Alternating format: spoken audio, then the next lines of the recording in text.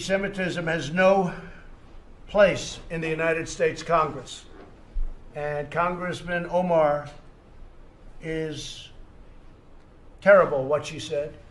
And I think she should either resign from Congress or she should certainly resign from the House Foreign Affairs Committee. What she said is so deep-seated in her heart that her lame apology, and that's what it was lame, and she didn't mean a word of it, was just not appropriate. I think she should resign from Congress, frankly. But at a minimum, she shouldn't be on committees, certainly that committee. And with that, we're going to have a meeting. Our cabinet is doing really well. Face making waves over the weekend was blatant anti-Semite Ilhan Omar from Minnesota, who has indeed been an anti-Semite for years upon years upon years. And it's not like a big secret. You know, what's hilarious is that the same media that will suggest the entire Republican Party is anti-Semitic because Donald Trump was once close with some people who themselves were close with the alt-right. The same media that will suggest that the entire Republican Party by a wide swath is anti-Semitic because of Steve King, who, by the way, is actually pro-Israel. That same media will suggest that the Democratic Party has no problem with anti-Semitism at all. They're just asking the hard questions. They're just asking the hard questions. This is something that Dave Weigel of the Washington Post tweeted out about Ilhan Omar. So let's start from the beginning.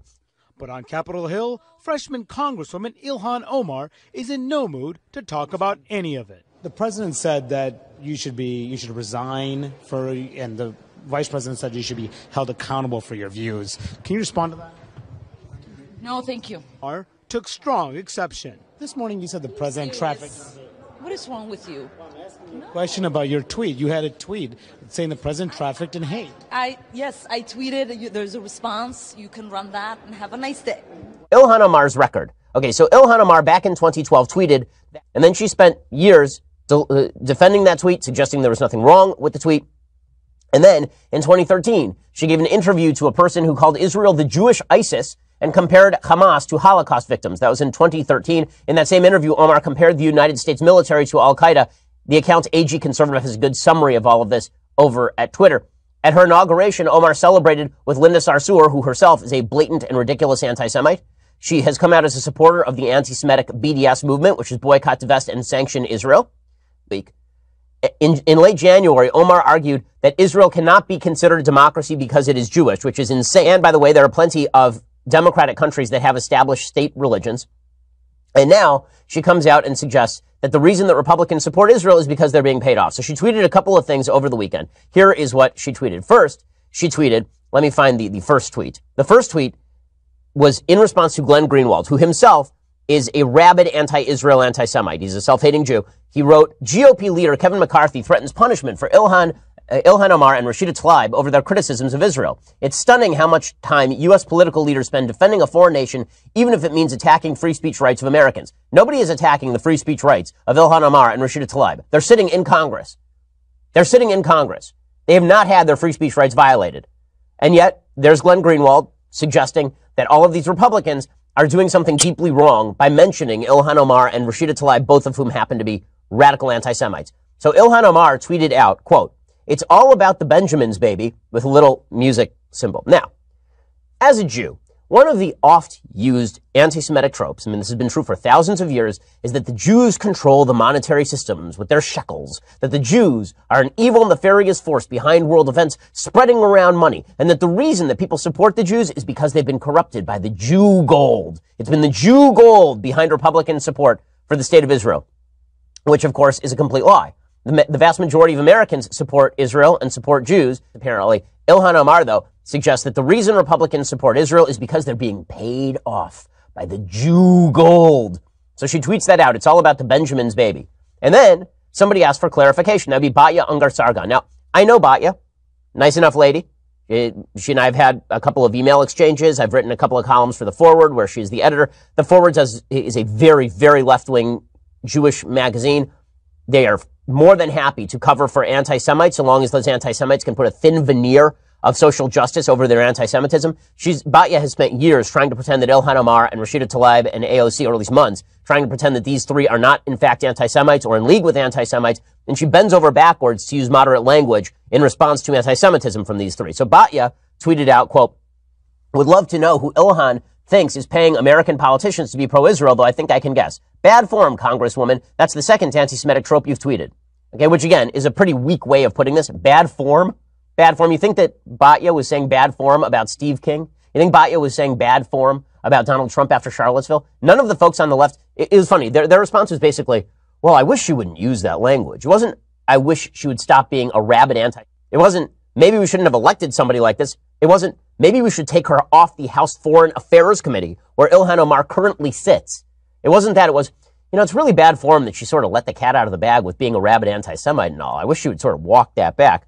So Ilhan Omar doubled down in response to Batya Ungar-Sargon, who again is extraordinarily left-wing. So Batya tweeted, would love to know who Ilhan Omar thinks is paying American politicians to be pro-Israel, though I think I can guess. And Ilhan Omar tweeted back, AIPAC. That would be the American Israel Public Affairs Committee. Number one, AIPAC does not really make a lot of contributions to politicians. The amount that they've spent on lobbying on a yearly basis, something like $3.5 million, okay, that is nothing compared to the beer lobby, which spends $20 million a year. Second of all, J Street spends a nearly equivalent amount of money on left-wing politicians. The reason that AIPAC gives money, that they lobby, the reason that they lobby politicians is for a particular purpose. But if you think that their lobbying, number one, is restricted to people who are supremely pro-Israel, that is not true. They had Barack Obama speak at the AIPAC conference controversially. They had Joe Biden speak at the AIPAC conference controversially. The only person I'm aware who has not been able to speak at the AIPAC conference was Ron Paul. So they allow pretty much everybody to speak at the AIPAC conference. AIPAC does not own the United States Congress by dint of paying people. This is sort of a similar trope to the idea that people in America are pro-gun because the NRA is signing them checks. Except now it's the nefarious Jews spending their shekels, the shekel masters spending their shekels trying to convince Republican Congress people. Now, I have to mention, one of the weird things about this particular notion is the idea that Congress people are able to be bought and paid for. If that were the case, wouldn't you think that AIPAC would just ratchet up its spending and buy a bunch of Democrats? Why is it that everybody who's always worried about campaign spending is those people are themselves immune to such corruption? I remember asking this about John McCain when John McCain was talking about campaign finance reform. Oh, there's too much money in politics. People are buying politicians. Weird, John McCain. You haven't been bought. So why is it that you think everybody around you has been bought, but you have not been bought? There are certain rare instances in which Congress people are actually corrupt and take money from particular lobbies to change their views. That's pretty rare. Most people who are picking up support are picking up support because they pre-held those views. Most people who are pro-Israel were pro-Israel long before they had ever heard of AIPAC. Well, all of this drew some fire even from some members of the Democratic caucus. To go a step further and retweet someone declaring their pain at her sentiment is simply unacceptable. What happened is that Ilhan Omar mistakenly retweeted somebody who said, she's obviously targeting the Jews. This is no different from her calling Jews hook-nosed. And she retweeted it, and then she unretweeted it after she realized what she had retweeted. So Max Rose says, at a time when anti-Semitic attacks are on the rise, our leaders should not be invoking hurtful stereotypes and caricatures of Jewish people to dismiss those who support Israel. In the Democratic Party and in the United States of America, we celebrate the diversity of our people and the gods we pray to as a strength. The Congresswoman's statements do not live up to that cherished ideal. Here's the reality. If you were calling, like I was, for a move toward a censorship motion against Steve King, for example, which a lot of people in the Democratic Party were calling for, how do you not have a censorship of a resolution of censure against Ilhan Omar for all of this? And the reason is because the Democratic Party deep down actually agrees with Ilhan Omar. The Democratic Party, unfortunately, has become a party that is replete with anti-Semitism and certainly with anti-Israel activity. I was there in 2012 when the idea of Jerusalem as Israel's capital was booed at their convention. AOC is having phone calls with open anti-Semite Jeremy Corbyn in Britain and then pretending she doesn't know what's going on. It's a bunch of nonsense. The willingness to consort with open Jew hating in the Democratic Party is pretty obvious at this point. Nancy Pelosi so far has been pretty silent on this. Chelsea Clinton tweeted that she would reach out to Omar's office, and then Omar tweeted that she'd be happy to chat with Clinton. So here's what's hilarious. So Chelsea Clinton tweeted out that she'd be happy to talk with Ilhan Omar, and then she was hit by Bernie Sanders supporters with, how dare you attack Ilhan Omar? And Melissa Byrne, who's a Bernie Sandersite, she said, disappointed Chelsea Clinton is piling on Ilhan instead of reaching out to her. She is a new member of Congress and figuring out how to navigate calling out AIPAC, which is a terrible organization aligned with Bibi, and learning that a lot of folks will assume the worst. There's nothing to assume. Ilhan Omar has repeatedly invoked anti-Semitic tropes because she's an anti-Semite. At a certain point, when someone is in your face, not dog whistling, but screaming in your face they don't like Jews, are we just supposed to pretend that that this is all a figment of our imagination?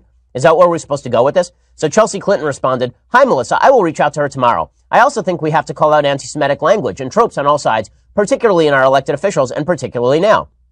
And then Ilhan Omar tweeted back at Chelsea Clinton, "Chelsea, I would be happy to talk. We must call out smears from the GOP and their allies, and I believe we can do that without criticizing people for their faith. I look forward to building an inclusive movement for justice with you." And Chelsea Clinton then backed off and replied, "Hello, Congresswoman. Completely agree. I will reach out to your office tomorrow. Looking forward to connecting about this thread and more. Chelsea."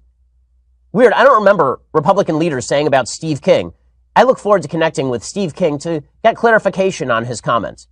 I don't remember them doing the same thing with Roy Moore. I don't remember Republicans really doing the same thing with pretty much anybody. Okay, and this is not to say Republicans are superior to Democrats in every way. This is to suggest that Democrats are perfectly willing to overlook anti-Semitism in their own party.